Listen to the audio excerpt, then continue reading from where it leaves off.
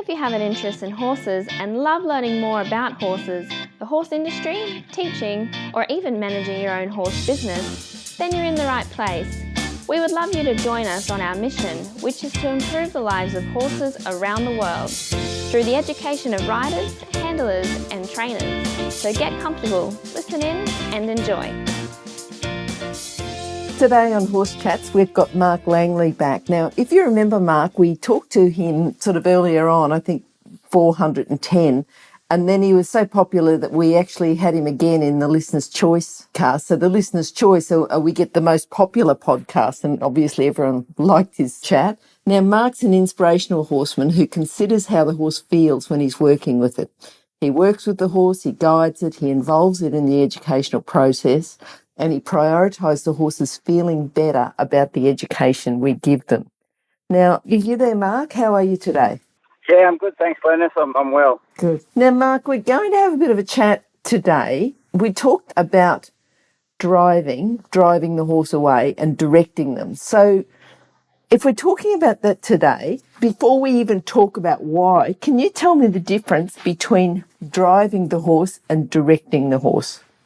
Well, I guess the most fundamental difference is where the horse's thoughts are, as in where their primary focus is. So a lot of times, if we're not aware of when we're driving and we push energy into a horse, whether it be energy from our body language or a flag or whatever, or a stick, the horse will be looking at the thing that it's moving away from as it's moving away, almost like if you're walking down a dark alleyway in the city and there's sort of footsteps behind you, and your primary focus is behind you, and not in the direction that you're going. So I guess the biggest thing is you want a horse to be thinking about what it's doing. So if you said, if you were standing in front of a horse, for instance, and pointed your hand out in a certain direction and pointed that lead rope out there, you want the horse to be thinking and travelling towards its thoughts in that direction, not away from sort of a pressure that's sort of coming in from the side.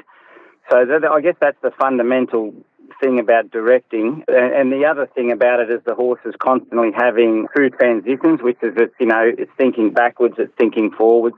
So another example might be when you're backing up a horse, for instance, in the reins, the horse is kind of leaning on the reins, thinking forwards, but it's trudging its feet backwards. That would be, driving a horse back in the reins, but the horse is not actually carrying the movement itself.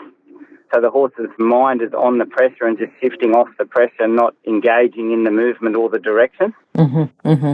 Yes, I think the way you've explained it is quite good. And you're talking about reducing anxiety. So we're doing the directing instead of the driving to reduce anxiety. Just tell us a little bit about the anxiety that you feel is created if we're driving the horse. Well, one of the main anxieties I see when I'm doing a lot of workshops and clinics, I see a lot of horses come in and there's something that they get, I would call it hyperfocus. Mm-hmm. So say, for instance, if a horse was worried about some of the driving aids, they hyper-focused on where the danger is. So instead of, doing something as in going around as thinking forward softly, they're kind of focused to where the danger might come from, and they won't let go of that hard thought. And because they won't let go of that thought, they carry the anxiety the whole way around. And because their focus is on a driving aid, they don't let go of the worry about it if they were worried about it. The other example would be is sometimes it looks to me like a horse is watching a horror movie, and if you've ever watched a horror movie, you sort of want to put your hands over your face and not watch it, but you're sort of fixated watching it, but you don't like it. You're really anxious when you're watching those parts of horror movies that are quite traumatic. And what horses do is they can't actually look away from the screen, and because they can't look away and think away and do something different, then they can't let out that tension, which means they just hold on to that brace and that anxiety, But if they could just look away and just look towards another horse for a moment even, or then they just have a little mental break and they'd have a bit of a lick and two or something like that because they've let go of some of that tension. Mm-hmm. Mm-hmm. It's just the horse is holding on to a worry for too long, and by being able to sort of get them to go between one thought and another one, then they're constantly sort of managing their anxiety levels, as in the valve of anxiety going in. So, like, imagine that there was a valve in and there was a valve out. the valve out is the same size as the valve in. So as anxiety goes in, because the horse can think through things and not hold on to things that it's worried about, it basically tips its own anxiety out during education instead of hanging on to it. Okay. Mark, just to make this clear, are we talking this, you've talked about different things and I'm imagining a ridden horse, but is it the same groundwork and ridden, about directing rather than driving? Yeah, well, when people first take on the idea of directing a horse, I think it's easy to sort of relate it on the ground, because on the ground it's so easy to step in and put our energy into a horse and say, go away. Mm-hmm.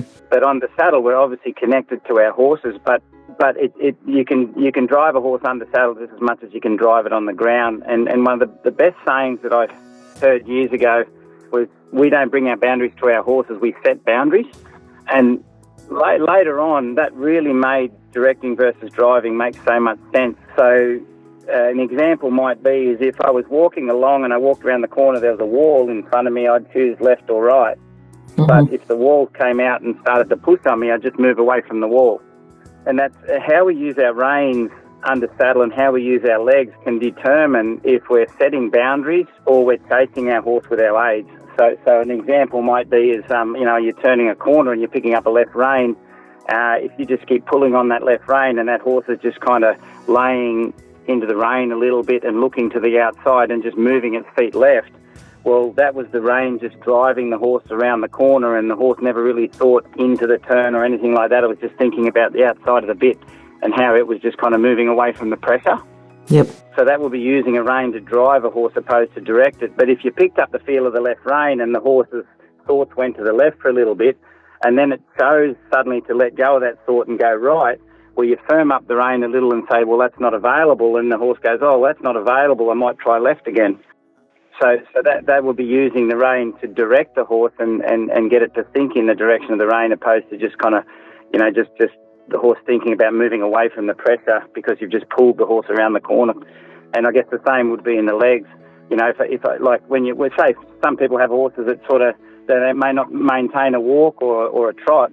So because they anticipate that horse slowing down, they're very quick to sort of say push, and push with the legs. And then what you see is the horse kind of thinking back on the legs the whole time. And as soon as the person has a rest, the horse just falls apart and stops.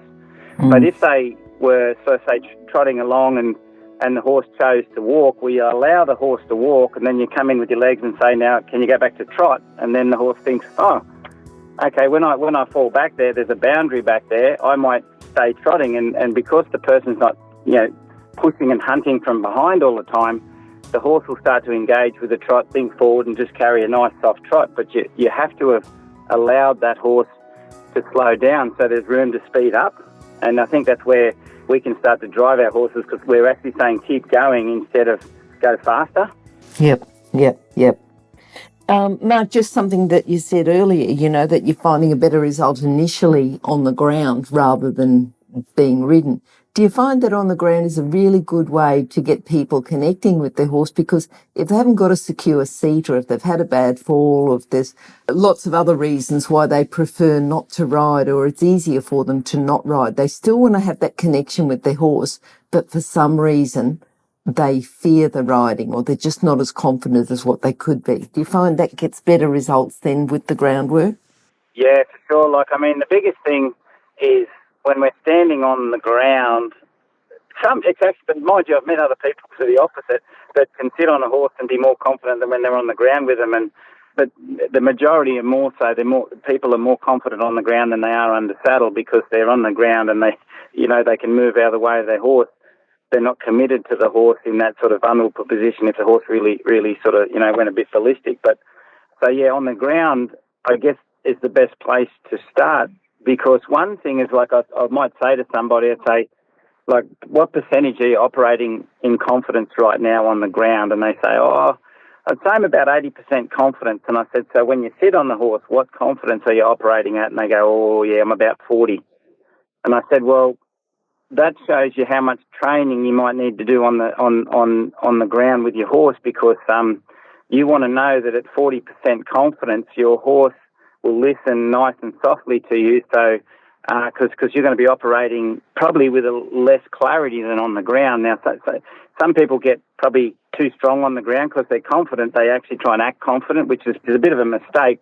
Really, you just got to be clear on the ground, and because you're operating at 80%, you'll make clearer decisions, and you'll be able to observe your horse more and see where the braces are, see where its thoughts are going, and then you can understand a lot more. And then once you get up there, then the horse is understanding things, and they're a bit softer.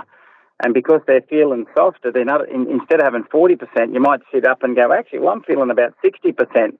So that's better. Mm-hmm, mm-hmm.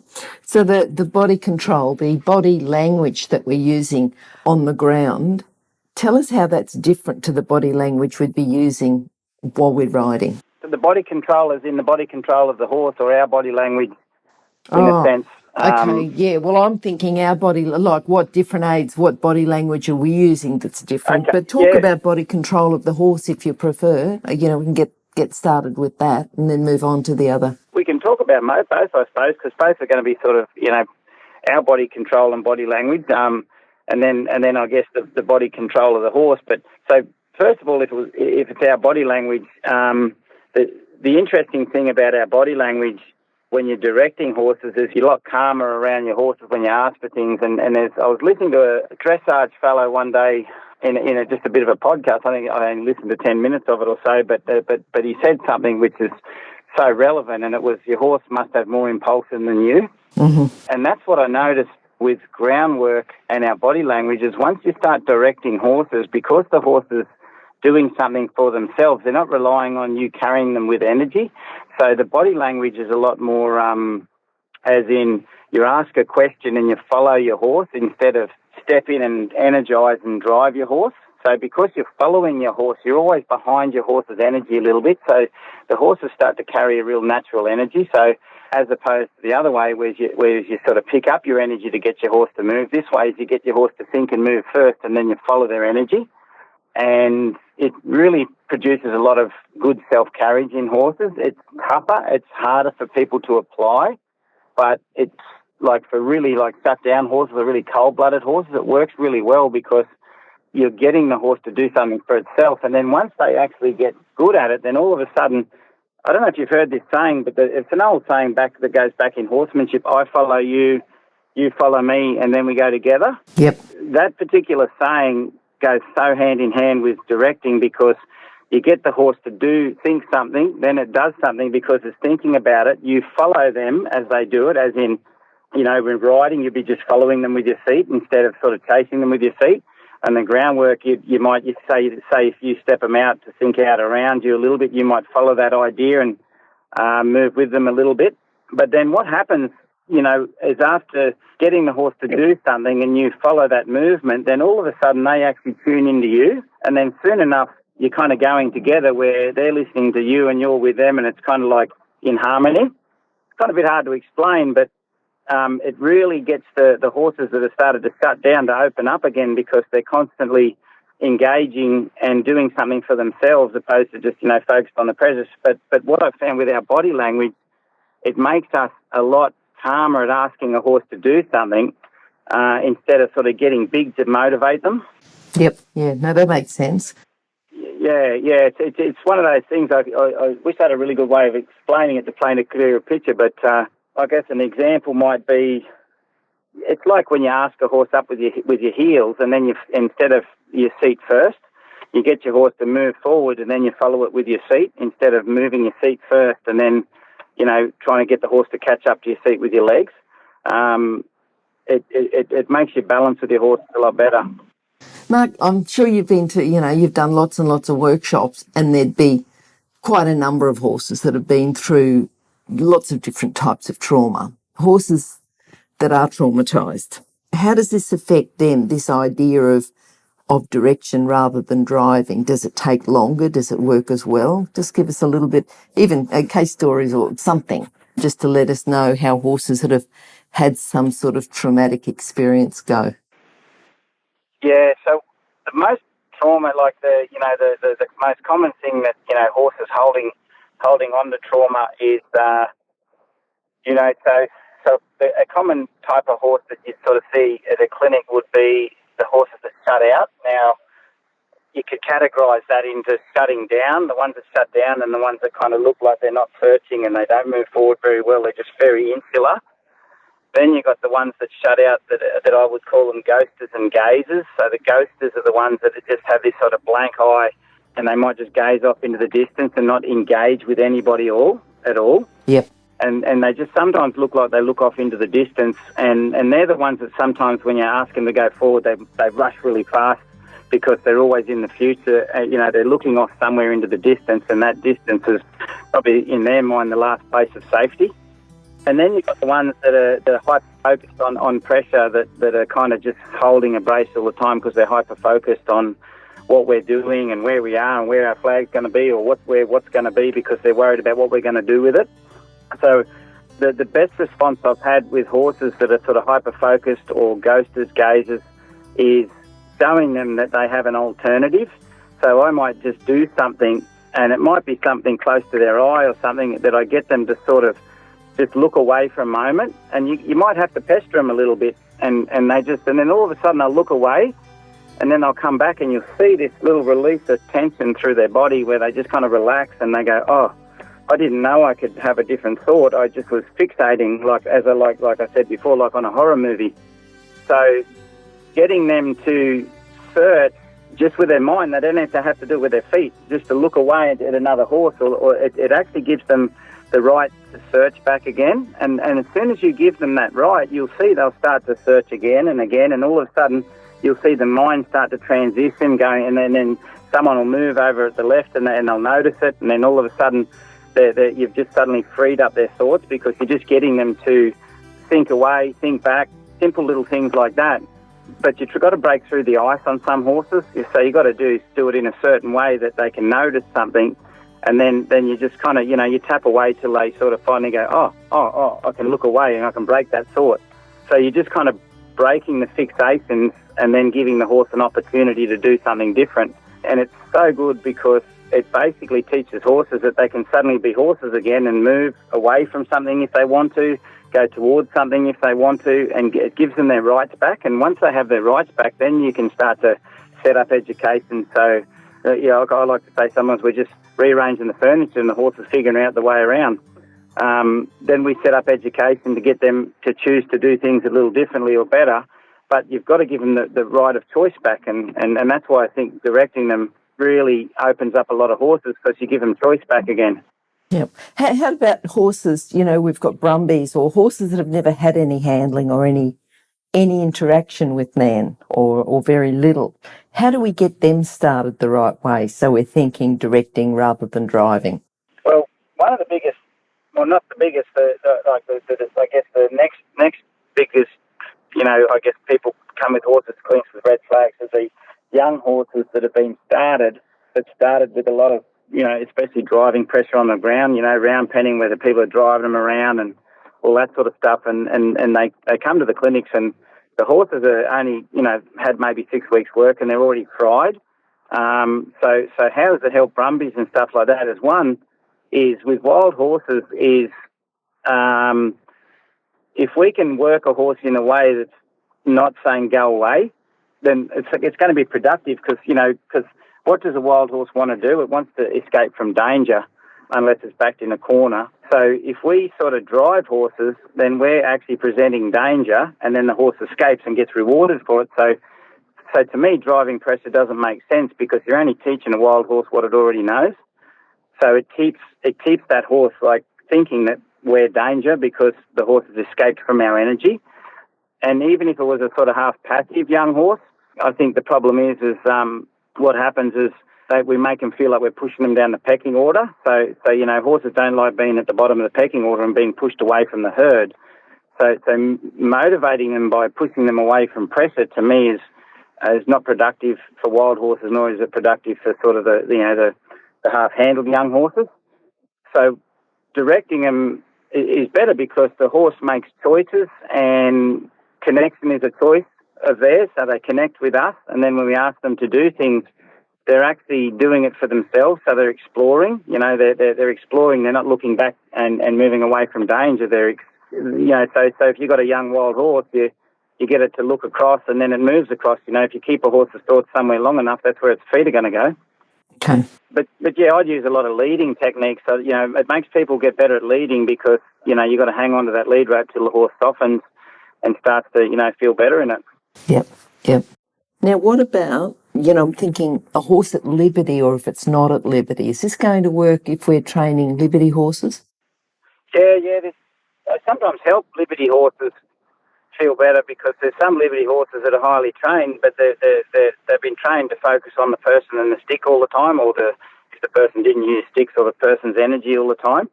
And some of them have been so disempowered that they can't even, they're riding horses as well, but they won't look down the road because they don't think they're allowed to, because they think they've got to focus on the person where their energy is all the time. So I guess with liberty, the biggest thing with liberty is, the difference I'd say is if someone was going to do liberty by directing a horse opposed to driving, is they have to have not the horse, I probably don't use the word focus as much as I used to, but I like to use the word awareness. So a good liberty horse is, I guess, supposed to be aware of us, not focused on us. And I think that's where we can go wrong, is sometimes we think a liberty horse has got to be focused on us to listen to us and, all our little sort of body languages and stuff like that. But horses are very good at being aware of what we're doing, and really the little subtle things they'll see even when they're thinking about or doing something else. So I guess, instead of a horse moving away from your energy, focused on your energy, when you move it away, you get it to look away first, and the horse goes towards its thoughts, and then when you want it to come back, you might draw a little and the horse will flick its ear back and go, oh, yeah, I'll come back. But the horse did a transition instead of no transition. So what I mean is it looked away and then it looked back again, which is two transitions, whereas the horse that just goes away looking at the person and then drawing back doesn't do any transition. It just moves its feet away and moves its feet back. So it makes the horses more in balance as well, because all the movements they do are all in balance because the horse is thinking the movement, not focused back where the person is. Yep. And what about float loading? Tell us a little bit about the way that you feel is going to be the best for the horse to load them into a float. Well, with float loading, if you say, for instance, you can, you'll see people, whether you put a butt rope on a horse or put a flag at their hip or something like that, or a stick, and sometimes people can get a little caught up in putting a lot of pressure at their rump area to get the horse to step into a horse float. But if you think about it, the horse's thoughts are going to be on that pressure, not in the float. Yep. So basically when you're float loading, you want your horse's thoughts to be able to let go of anything behind them and start to focus on the horse float, so they can engage with it and start to think about it and work out if it's work out themselves if it's safe to go on. So in relation to floating, I suppose there's two things you've got to look at. You've got to look at obedience, and also confidence.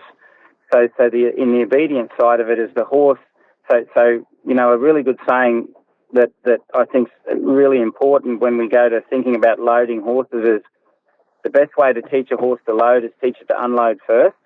So that basically sorts out the obedience side of it, which is a horse should never know and be able to pull back. So that means we go away and we teach the horse to lead so well that the pullback is pretty well unavailable, and the horse is super soft at leading. And then we can always teach them to lead up and unload softly before you even get them in the horse float.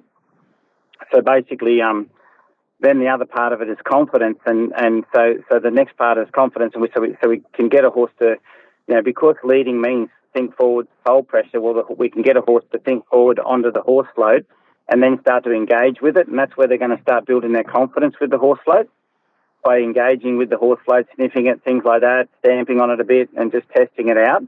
But then if we push them backwards and say forwards again, we should have no question in our mind that horse maybe or may not come forward. We know the horse, and the horse knows it's going to come forward because we spent our time teaching it to lead. Yes, okay.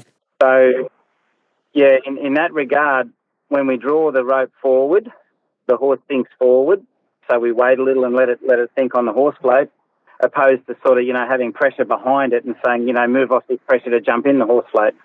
Yeah, I think talking to you, Mark, it's been really good because I'm sort of throwing these questions. I mean, we're talking about directing versus driving, and you've explained it all and talked about, why we want to reduce that anxiety. And we've talked about still the same concept, right? Groundwork, ridden, we talked about, body language, horses with trauma, educating brumbies, and still Liberty horses, float loading. But your message is still coming back, let's do directing rather than driving to reduce the anxiety. So I think that's just been a really good message that you've given us today. Yeah, the more I've understood about it, it's certainly helped me maybe to be able to help more people and horses, and seeing the difference and changing that in horses has been wonderful. Mm-hmm. Mark, have you got some homework for our listeners? Just someone who's maybe even listened to you before or not listened to you before. Just, they'll go down this afternoon, they'll want to spend some time with their horse. What's a good test for them to see if they have been directing rather than driving? Well, a good test is just look at where the horse is thinking, and when you go down and ask your horse a question, is it involved in or is it engaging in different things? So, next time someone lunges their horse, if they went down the paddock and just asked their horse to walk a simple circle around them, where does that horse's thoughts go at every moment? Does the horse think towards us when it moves away, and then thinks away when it's actually gone away? If you see that in your horse, the horse is actually feeling like it's being driven. Mm-hmm. That's a simple thing to go and try with your horse. If your horse actually looks away when you ask it away, and then it starts to look back into the circle, for instance, when it's gone out on the circle, that means the horse is going towards its thoughts and then realigning its thoughts when it's back on the circle to go towards its thoughts still. Okay. Little things like that. The other thing is when you ride your horse, if you put your legs on it just to go forward, how long does your horse think backwards for before it thinks forwards? Does it, every time you touch it or do something, is it fixated on your pressure? And how long does it stay fixated on that pressure? So if the horse won't, is hyper-focused on you, little things, but just go and have a look at little things like that, as how easily the horse's thoughts, go between one thought and the other softly. I'm not talking about the ones that are kind of constantly bouncing around like helium balloons on windy days, but I'm talking more about the horses that are kind of got soft thought change. Yep. Yeah, really good message, Mark. I think, I think right through it's been a great message. And, I think for someone who's always thinking about the horse, you're on the horse's side, you're thinking about the horse, and you're always thinking about how the horse feels when you're working with it. And it's sort of a good message to our listeners to be thinking about how the horses feel, not just go out and work your horse, but how's the horse actually feeling when you're working with it. So great message. So thank you for coming. And Mark, it's been a bit of a gap since you came on last time, so hopefully we'll have you on again a little bit sooner. Yeah, no worries.